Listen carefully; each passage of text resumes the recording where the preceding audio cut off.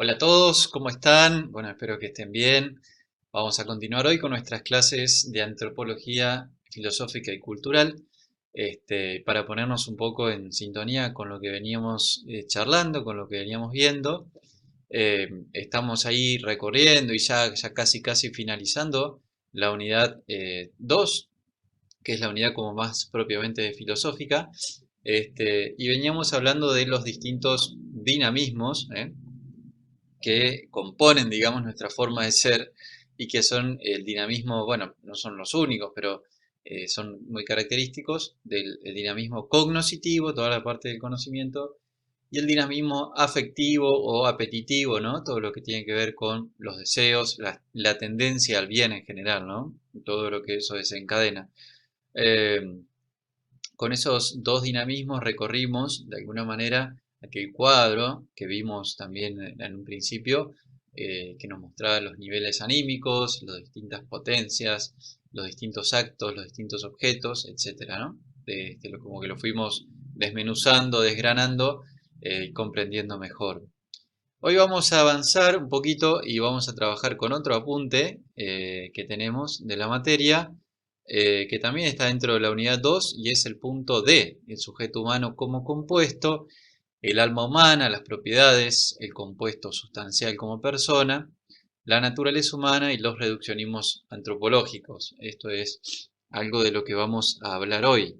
Para eso les voy a compartir un apunte, como les decía, también hecho por Mauricio Roller en su momento, que como está muy sintético y muy directamente hecho para la materia y para el programa, no requiere de una guía de lectura, digamos, acá no hay nada, no hay demasiado que quitar, digamos, o sea, todo ya está hecho de alguna manera el resumen, ¿no? Entonces, bueno, por eso queda como material de estudio directamente, ¿no?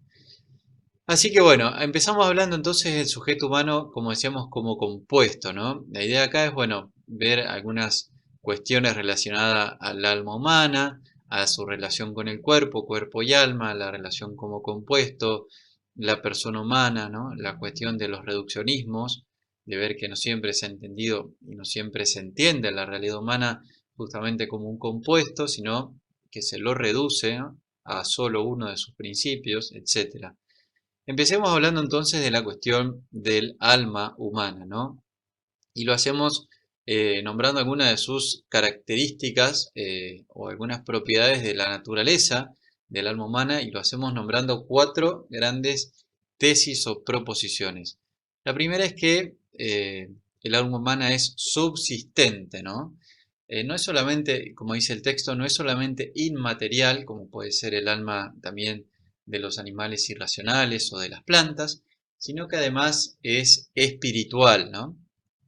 Esta distinción a la cual ya hemos referido en otras oportunidades, quiere decir que no es un cuerpo, obviamente, sino que depende, perdón, no depende intrínsecamente del cuerpo para existir, ¿no? O sea, el alma tiene subsistencia, puede existir independientemente del cuerpo, lo cual no se verifica, digamos, en las almas de los seres, de los animales sensibles o de las plantas, ¿no? Es decir, las almas de ellos perecen junto con el cuerpo en el momento de la disolución del compuesto, digamos, de la muerte, ¿no? En cambio, el alma humana da pruebas, da signos de ser subsistente, es decir, de poder eh, existir más allá del cuerpo, es decir, no depende intrínsecamente del cuerpo para existir, por eso es subsistente, ¿no? Tiene el ser en sí, ¿no? Esta noción de independencia ontológica expresa una perfección positiva, una plenitud o una suficiencia de ser que se expresa adecuadamente con el concepto de subsistencia, ¿eh? Lo que subsiste es, como la idea misma de sustancia lo indica, ¿no? Lo que tiene el ser en sí y no en otro, ¿no? La diferencia se acuerda de los accidentes que tienen el ser en otro y por otro. El alma humana no, tiene el ser en sí misma, ¿no? Más allá de que en nuestro ser persona existe en conjunto con el cuerpo, no existen las dos realidades unidas como un compuesto, pero gracias al acto que realiza, y principalmente nos damos cuenta a partir del objeto que conoce, como es un objeto inmaterial, nos damos cuenta de que el acto también es inmaterial, eh, y por lo tanto también lo es la potencia y lo es el principio en sí, es decir, el alma humana también es inmaterial, también es espiritual porque puede trascender la materia en su acto, ¿no? Entonces, de esta manera nos damos cuenta, y también por el tema de la reflexión, ¿se acuerdan? De la subsistencia del alma. El alma, dice el texto, es una sustancia incompleta, es decir, una realidad sustancial, ¿no? Tiene la subsistencia, pero ordenada a la materia. Por su misma naturaleza, eh, el alma está ordenada, digamos, en su misma naturaleza, intrínsecamente ordenada a ser forma de un cuerpo, ¿no? No es como pensaba Platón, que el alma es una realidad separada, distinta, naturalmente distinta del cuerpo, ¿no? Que la unión es una juxtaposición, una unión accidental, sino que en la naturaleza, en la esencia misma del alma, intrínsecamente está el informar, digamos, el ser forma de un cuerpo, ¿no? Entonces, con este cuerpo, con esta materia, constituye por la unión sustancial una única sustancia que es el hombre, ¿eh? No hay dos sustancias, por eso se habla del alma como una sustancia en realidad incompleta, ¿no? Se completa solamente en su unión con el cuerpo, ¿eh? Esa, como que termina de realizar su misión, digamos así, su esencia. El alma humana, además de subsistente, es físicamente simple, es decir, que no tiene partes, ¿no? Eso es un concepto filosófico de la simplicidad que solamente se puede definir por la vía negativa, digamos, por la no tener partes, ¿no? Entonces, dice el texto, la noción de simplicidad solo puede definirse de un modo negativo, es la ausencia de partes o indivisibilidad. Una palabra muy difícil, ¿no? Indivisibilidad. Pero evidentemente significa una perfección positiva. Esto es muy propio de la filosofía, ¿no? Sobre todo de la filosofía más tradicional. Esta cuestión de que una cosa mayor simpleza, mayor perfección, ¿no? Eh, la composición en partes es una debilidad, podríamos decir, una fragilidad. Justamente lo que está compuesto de muchas partes es más frágil, es más fácil que su ser se corrompa, que se parta, que se rompa. En cambio, lo que está formado de una sola pieza, digamos, inclusive esto hasta en las cuestiones materiales lo vemos, ¿no? Lo que es simple es por eso más perfecto, significa un bien, una mayor plenitud de ser, digamos, ¿no? Eh, Dice el texto, hay grados en la simplicidad, ¿no? Entonces, solo Dios es absolutamente simple, es total y completamente simple, sin partes, sin divisiones, ¿no? Sin secciones, digamos, ¿no? El alma, en cambio, no es absolutamente simple, sino que tiene lo que podemos llamar partes, entre comillas, metafísicas, ¿no? ¿Se acuerdan que ya hablamos de la estructura ilemórfica, la estructura potencia y acto, la estructura esencia y ser? Bueno, todas estas partes eh, están presentes en el alma, ¿no? El alma eh, tiene potencia y acto, ¿no? Tiene sustancia y accidentes, tiene esencia y acto de ser, ¿no? Está compuesta por esas partes metafísicas, ¿no? Dice, en este caso la simplicidad deriva de la espiritualidad, ya que la cantidad y la extensión son propiedades de los cuerpos, ¿no? Bueno, justamente el alma, por ser inmaterial, por no tener corporeidad en sí misma, eh, de ahí deriva su simplicidad, porque obviamente la extensión, que una cosa se extienda en el espacio, ¿no?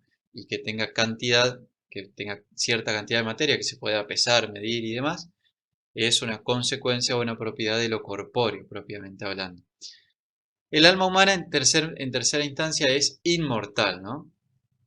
Vinculada a lo que decíamos al principio de la subsistencia, el alma es, y también de la simplicidad, el alma es inmortal. ¿Por qué? Porque la muerte, ¿no? Es decir, eh, es la corrupción o la disolución del ser vivo, es la separación del compuesto, ¿no? Es decir, cuando se separa el compuesto, por ejemplo, en un animal, a través de alguna causa, no sé, la falta de alimentos o falla del corazón o alguna cuestión orgánica, el cuerpo deja de funcionar y se produce la corrupción, se produce la muerte, por la cual, en el caso, no solamente es que se separa la materia de la forma, sino que además ese cambio sustancial hace que también el alma deje de existir, ¿no? En el caso del ser humano, esa muerte del alma no se comprueba o estamos justificados a pensar de que el alma humana es inmortal, ¿no? El hombre como compuesto es evidentemente mortal, ¿no? La muerte es una realidad lamentablemente cotidiana, la podemos verificar con frecuencia, pero como dice el texto, un ser solamente puede corromperse por sí mismo o por accidente, ¿no? Se corrompe por sí mismo en el caso de un compuesto de materia y forma, ¿no? Es decir, cuando se separa, como decíamos, la materia y forma, cuando sus propias partes, digamos, cuando su propia materia y forma se corrompen, se separan y se corrompen, perdón. Y se corrompen por otro o por accidente cuando justamente la corrupción de otro provoca la corrupción de este ser, ¿no? No sé, podemos pensar, una planta muere cuando no recibe luz, ¿no? Entonces, no es un ejemplo, no es el mejor ejemplo, pero bueno, puede ser cuando un árbol, vieron que los árboles tienen parásitos, ¿no? Tienen plantas parásitas como el clavel del aire, o puede ser una orquídea, tal vez. El árbol muere y a causa de esa corrupción también muere la planta, la otra planta parásita, ¿no? Entonces, esa sería una corrupción por accidente. Pero el alma humana no puede corromperse por sí misma, ya que, como dijimos antes, es simple, no tiene partes, partes materiales. No está ella misma compuesta de materia y forma, ¿no? No tiene de dónde separarse. Tampoco puede corromperse por accidente porque no depende, como ya dijimos, del cuerpo para existir, ¿no? Eh, Esto quedó demostrado, dice el texto, al estudiar la subsistencia del alma y antes, cuando planteábamos la espiritualidad de las potencias racionales. Si las potencias racionales son espirituales, lo tiene que ser también el principio de donde emanan, y este principio es el alma, ¿no? Es decir, potencias espirituales que realizan un acto por sí mismas, por lo tanto, el principio del cual emanan, es decir, el alma, tiene el ser en sí misma, ¿no? Esta es la cuestión clave, ¿no? Recuerden que el ser, el obrar sigue al ser, ¿no? Y si alguien es capaz de realizar un acto por sí mismo, también quiere decir que tiene el ser por sí mismo, ¿no? Entonces, si el alma humana, la inteligencia, es capaz de realizar un acto, el acto de entender, de comprender las esencias por sí mismo, trascendiendo lo material, esto quiere decir que también el alma es capaz de ser por sí misma, ¿no? Ahí está la cuestión de que no depende del cuerpo para existir. Entonces tampoco la corrupción del cuerpo, es decir, bueno, la descomposición corpórea no provoca eh, la descomposición del alma, digamos, la mortalidad del alma. Por último, uno se puede preguntar, ¿y de dónde viene el alma, no? Entonces, si es simple, si es inmortal, si es inmaterial, ¿de dónde viene? Bueno, este es el cuarto punto y que nos lleva a pensar que el alma humana solo puede ser creada inmediatamente por Dios, ¿no? El alma humana no puede proceder del alma de los padres, como si el cuerpo, ¿no? Porque es espiritual, ¿no? Y además el alma de los padres es simple y no puede dividirse, ¿no? Al no tener materia, al no tener extensión, como decíamos, ni cantidad, no puede dividirse y no puede multiplicarse a sí misma, ¿no? Sino que es una realidad simple. Entonces, eh, esto es una cosa que roza el misterio y que es una gran maravilla. La única explicación posible es que el alma humana sea creada inmediatamente por Dios en el momento de la concepción, ¿no? O sea, no es que aparece el cuerpito, digamos, el embrión, y luego Dios le infunde el alma, sino que se da todo en el mismo acto de existencia, digamos, de comienzo de la existencia, porque la persona es persona desde el momento cero, justamente por eh, comprobarse, digamos, este compuesto, comprobarse la vida. Bueno, ese nos llevaría a otro tema. Eh, Hablamos entonces ahora del compuesto humano, justamente, y de la persona, ¿no? Primero recordemos el tema de las uniones sustanciales y de las uniones accidentales que ya hablamos allá lejos y hace tiempo, cuando empezamos con estos temas, ¿no? Eh, la unión sustancial es aquella de la cual surge un solo elemento, una sola sustancia, y no dos, ¿no? O sea, es la composición, es la unión de dos elementos, de dos principios, a partir del cual surge una sola sustancia, ¿no? Se opone a la unión accidental, en la que los elementos permanecen extraños entre ellos, ¿no? Es decir, bueno, si uno, no sé, junta dos cosas, simplemente las pone cerca, o no sé, a una mesa le pones un adorno, o a una pared le colgás un cuadro, hay cierta unión entre esos dos elementos, pero es una unión accidental que se puede romper en cualquier momento y permanecen extraños unos de otros, ¿no? Eh, en cambio, la unión en el compuesto humano de materia y forma es una unión sustancial, ¿no? Esto es un tema importante tenerlo en cuenta, es decir, que el alma y el cuerpo se vinculan no accidentalmente, sino sustancialmente, ¿no? O sea, forman una sola cosa, una sola sustancia, que es justamente la persona humana, ¿no? ¿Cómo podemos tener evidencia de esta unión sustancial? Dice el texto. Bueno, la respuesta la da la experiencia misma, ¿no? Fíjense que eh, siempre dice es un mismo sujeto aquel a quien atribuimos todas nuestras operaciones, sean vegetativas, sensitivas o racionales. Es decir, cuando comemos, cuando sentimos o cuando pensamos, no atribuimos esos actos a tres sujetos distintos, ¿no? Es decir, como si hubieran en nosotros tres almas. Bueno, ese es un tema también que vamos a ver, pero sino que siempre lo atribuimos al mismo sujeto, ¿no? Es el mismo, el que vegeta, el que come, el que se reproduce, eh, el que siente y el que piensa, ¿no? Es uno y el mismo sujeto. Entonces, todos estos actos múltiples refieren a un solo sujeto, a una sola sustancia, que nos dan muestras de que la existencia, la coexistencia de cuerpo y alma conforman una unión sustancial, no dos sujetos distintos, ¿no? Por otro lado, la mutua dependencia entre nuestros distintos niveles anímicos, es decir, el hecho de que lo sensitivo no se pueda dar sin lo vegetativo y lo racional sin lo sensitivo y lo vegetativo, exige justamente entre el cuerpo y el alma una unión, una unidad sustancial, ¿no? De otra manera, no sería posible explicar esta influencia recíproca entre lo físico y lo espiritual, ¿no? Esto lo podemos ver en la famosa, que ustedes seguramente lo saben mucho más, como es de somatizar, ¿no? Cuando uno tiene, no sé, un problema de estrés, de angustia, de miedos, que son problemas emocionales, ¿no? O psicológicos, y eso se refleja en el cuerpo, ¿no? O sea, puede, no sé, aparecer dolores, tensiones, calambres o directamente enfermedades, y uno se está somatizando. Bueno, esto, no sé si es correcto, pero nos habla de esta unión sustancial, ¿no? Si el alma y el cuerpo no estuvieran unidos, bueno, tranquilamente podría darse que cada uno vaya por sus vías y no se afecten unos a otros, ¿no? Bien, otra cuestión importante a notar es que el alma humana es la forma del cuerpo. Todas estas cuestiones están vinculadas. Allá lejos de hace tiempo también ya habíamos dicho que Aristóteles decía esto del alma, ¿no? Que es el acto primero de un cuerpo natural organizado, ¿no? O justamente la forma de un cuerpo que tiene la vida en potencia, ¿no? La teoría del acto de la forma y la materia nos ayuda, nos sirve para explicar la relación entre el cuerpo y el alma. Si en este caso decimos, el alma es forma del cuerpo, ¿no?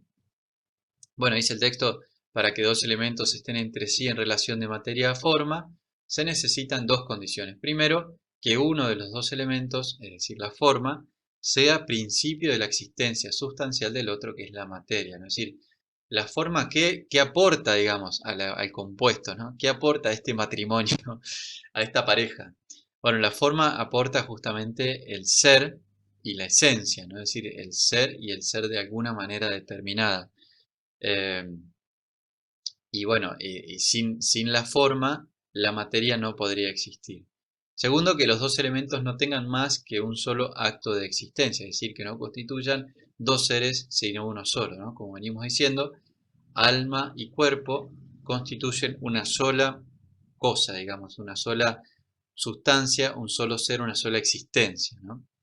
El alma humana hace existir al cuerpo como sustancia viva, le confiere su organización, su unidad y las mantiene mientras está presente. Por otra parte, está unida a él de tal modo que solamente hay un acto de existencia constituyendo los dos elementos una sola sustancia. Entonces, eso nos autoriza a decir que el alma eh, es al cuerpo como la forma a la materia. El alma es forma del cuerpo, ¿no? Eh, gracias a la presencia del alma, somos lo que somos, ¿no? Acuérdense, el alma es aquello que hace que una cosa sea lo que es, ¿no? Eh, y el cuerpo es aquello a partir de lo cual algo se hace, ¿no? La materia, que le da extensión, que nos da cantidad, que nos da todas las propiedades. ¿Qué aporta el cuerpo al compuesto? Bueno, todas las propiedades de la materia, ¿no? Y el ser en este mundo, así como somos, este mundo físico, este mundo natural. Bien, por otro lado, el alma humana, está todo esto dividido en párrafos, ya lo van a ver, por más que sea subsistente, como dijimos, no es una sustancia completa, ¿no? Esto también ya lo señalamos, su relación con el cuerpo le es esencial, ¿no? Está hecha solamente para informar un cuerpo, ¿no? O sea, no se entiende tampoco la existencia del alma por separada totalmente, es decir, sin la existencia del cuerpo.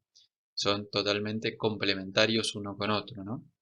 Eh, Esto es importante para evitar justamente el dualismo, decir, bueno, no, el alma es lo importante, el cuerpo no es, se puede despreciar, el alma se la banca sola, digamos, y la podemos separar del cuerpo, no. El alma necesita del cuerpo también y está hecha para el cuerpo, digamos, ¿no? Está hecha para informar un cuerpo. Por otro lado, en cada hombre hay un solo alma, ¿no? Hay solo un alma, claro, hay una sola alma, bueno, una cuestión de redacción. Antiguamente, digamos, sobre todo en la Edad Media, había quienes pensaban que los cuerpos estaban compuestos de pluralidad de formas, ¿no? Y también el ser humano, así que había más de una forma en el ser humano. Eh, en realidad hay que señalar que, como decimos, en cada persona hay una sola alma espiritual, ¿no? Porque de otra manera habría muchas existencias o muchos sujetos. Acuérdense, el alma es lo que aporta el acto de ser. Entonces, la presencia de más de un alma, digamos así, daría lugar a más de un ser dentro del mismo cuerpo, lo cual sería eh, incoherente, ¿no? Ilógico, ¿no? Imposible de sostener. Dice el texto, solo puede haber una forma sustancial en un hombre. Si hubiese varias formas, una vegetativa, una sensitiva y otra racional, constituirían tres sustancias diferentes, cuya unión no podría ser más que accidental, ¿no? Una, la vegetaría viviría, la otra sentiría, pero no viviría, la tercera pensaría, pero no viviría ni sentiría. Es decir, la idea es absurda por sí misma y contraria a los hechos. Como decíamos antes, lo que se comprueba por la experiencia es que no, es que estas tres dimensiones están íntimamente unidas, dependiendo unas de otras, ¿no? Y todas responden o corresponden a un mismo sujeto, ¿no? A una misma existencia que es la persona. Bien, pero bueno, obviamente, evidentemente no siempre esto ha sido entendido así. No todas las teorías filosóficas han entendido la relación entre el cuerpo y el alma como una unión sustancial, ¿no? Acá podemos dividir las aguas en dos grandes teorías que discrepan con este punto de vista. Las teorías monistas y las teorías dualistas, ¿no? Las teorías del monismo son aquellas que sostienen que solamente existe un tipo de sustancia, ya sea el cuerpo o el alma, ¿no? Eh, Dice el monismo materialista, identifica la materia con toda la realidad, mientras que el monismo idealista lo reduce todo al espíritu y sus manifestaciones, ¿no? No existe el problema de la relación alma y materia, pues somos una cosa u otra, ¿no? Esta postura es errónea. Para nosotros, de pronto es mucho más por ahí frecuente o fácil podernos cuenta de un monismo materialista, es decir, poder escuchar que solamente existe el cuerpo, solamente somos un cuerpo y que el alma como tal no existe, ¿no? Esa sería una forma de reduccionismo monista. La contraria a la negación del cuerpo nos parece más rara porque el cuerpo es tan evidente, digamos, que no lo podemos casi negar, ¿no? Pero podríamos decir, bueno, en realidad el ser humano es una persona, un alma, ¿no? Es esencialmente el alma, ¿no? Y el cuerpo, bueno, es algo extraño a nosotros, tal vez de ese lado se podría entender un monismo más espiritual o espiritualista. Y después tenemos el dualismo, ¿no? El paralelismo que admite la existencia de los dos principios, pero que no se hacen unidos sustancialmente, sino unidos accidentalmente, juxtapuestos y casi siempre contrapuestos, casi siempre contradictorios y en lucha uno con otros, ¿no? Esta teoría se remonta a Platón y también aparece constantemente en la historia. Otro gran representante de esta teoría es René Descartes, ¿no? Con su teoría de la res cogitans y la res extensa. Así, bueno, eh, ¿qué soy yo? Bueno, soy una cosa que piensa, ¿no? Soy un yo pienso, soy un pensamiento en un cuerpo, pero este cuerpo no soy yo, ¿no? Este cuerpo es pura extensión. Eh, Así que bueno, esa sería la cuestión del dualismo. Eh, por otro lado, entonces, tenemos que el compuesto sustancial de materia y forma dan lugar a la existencia de la persona humana, ¿no? Vamos a hablar un poquito sobre esto. Este concepto de persona humana, si uno lo rastrea etimológicamente, nos lleva al griego y nos lleva al verbo personare, ¿no? Que significa sonar a través de algo. Este es un concepto que a ver, sí, no, perdón, me estoy equivocando, me tildé porque me estoy confundiendo el latín con el griego. Este personare es un término latín que significa, como decíamos, sonar a través de algo, ¿no? Hacer resonar la voz y proviene, hacer resonar la voz, bueno, eso, ¿no? Que, como, no sé, un sonido que suena a través de un tubo, ¿no? Este personare, a su vez, viene de la palabra griega prosopon, ¿no? Ahí lo tienen en griego, se lee de esa manera, prosopon, que era la máscara que cubría a los actores en el teatro, ¿no? Cuando desempeñaban su papel. Pero el término persona, como se emplea filosóficamente y en antropología, eh, no está tan vinculado con este sentido etimológico. En realidad tiene un sentido diferente al sentido etimológico, ¿no? Se remonta más bien a la discusión de la teología, ¿no? Allá por el siglo VI, cuando se discutían las cuestiones de las relaciones entre las personas de la Santísima Trinidad, cuando se discutían las relaciones entre el Padre, el Hijo y el Espíritu Santo, ¿no? Ahí ya Boecio, en el siglo VI,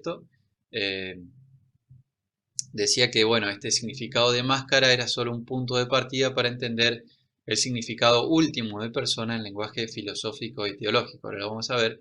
Boecio es el que nos legó, digamos, una definición de persona que sigue vigente hasta el día de hoy, ¿no?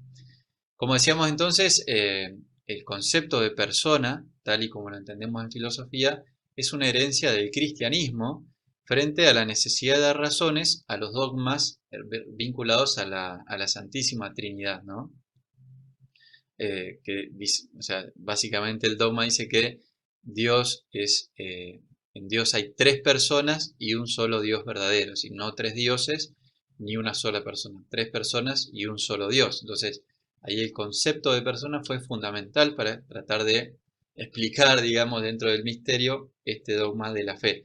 Y también se usó para la cristología, para tratar de entender las relaciones en Cristo entre la persona divina y la persona humana. Entonces, se dice de Jesús que en Jesús hay dos naturalezas, la naturaleza humana y la divina, y una única persona, que es la persona divina, ¿no?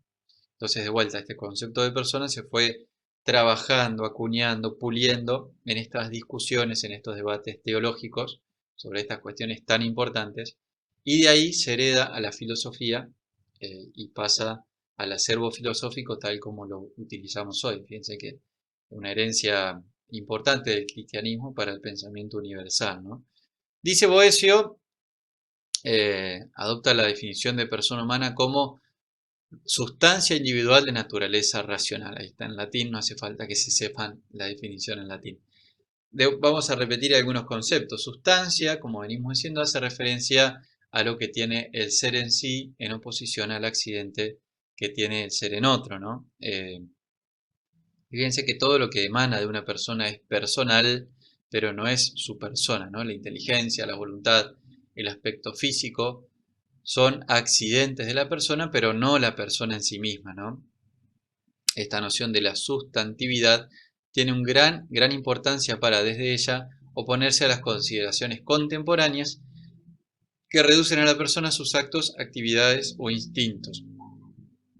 Es decir, no hay que confundir lo que somos, ¿no? La sustancia que somos con lo que hacemos, que son más bien accidentes, ¿no? Operaciones nuestras que emanan de potencias que a su vez son accidentes del alma o del cuerpo o del compuesto, ¿no? Entonces eso, ¿no? Para no reducir a la persona a nuestros instintos, a nuestras emociones, a nuestras actividades, a nuestras relaciones o pensamientos, esta noción de sustantividad es muy importante, ¿no? Somos una sustancia más allá, o que da origen a todo eso, pero somos una sustancia. El término individual, sustancia individual, nos indica que se está refiriendo no al concepto universal de hombre, sino al hombre, a la persona concreta, al sujeto concreto, ¿no? Que existe y que es uno e indivisible, ¿no? Que por ser individual además se deriva de que la persona es un ser completo en sí mismo, ¿no? Es decir, bueno, lo que es incompleto no es individual porque necesita de otro, ¿no? O sea, ahí le está faltando otras partes, digamos así. En cambio, la individualidad se deriva justamente del hecho de que somos un ser completo en nosotros mismos. Antes decíamos, el alma es una sustancia incompleta porque tiene una referencia necesaria, directa, con el cuerpo, ¿no? Es decir, no está completa hasta que no se une con el cuerpo. Bueno, de la unión de cuerpo y alma surge la persona y ahora sí la persona es un ser completa, es un ser completo en sí mismo, ¿no? Es un todo sustantivo, pues la última perfección en el género de sustancia. Esto añade algo real a la sustancia individual, que es precisamente la incomunicabilidad ontológica, ¿no? El ser individual también implica que no podemos comunicar nuestro ser a otros, eh, sino que decir, bueno, cada uno vive, experimenta y existe en su propio ser, ¿no? Es decir, esto lo podemos experimentar en esto que decimos de el otro no puede sentir exactamente lo mismo que yo pienso o pensar lo que yo pienso. Yo se lo puedo contar, se lo puedo transmitir, pero no se lo puedo comunicar ontológicamente, ¿no?